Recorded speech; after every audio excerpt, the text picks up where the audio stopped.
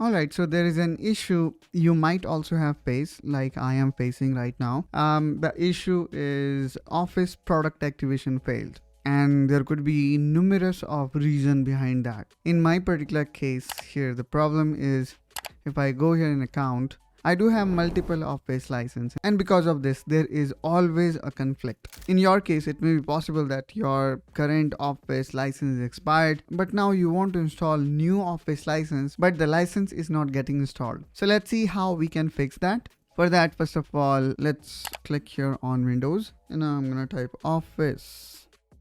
Now let's go here in Word, and then I'm gonna make a right click, and then I'm going to click on open file location.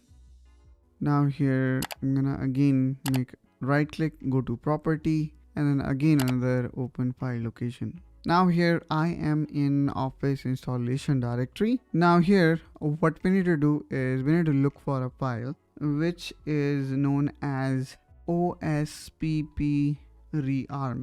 And here we go. Here is the file. Now make a right click and then click on run as administrator. Now click on yes. So what this file will do, it will reset your Office licensing state. In simple term, it will tell Office, forget the current activation attempt, start the activation clock again. Now let me again go back here, and probably I can close Microsoft Word.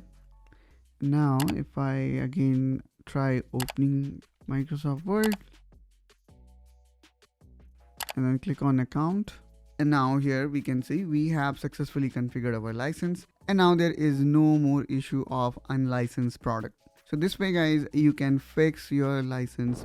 I hope guys you find this video helpful and informational. If so, then please make sure you subscribe to Technoholic, and I will catch you soon with one such another video. Till then, you take care and bye bye.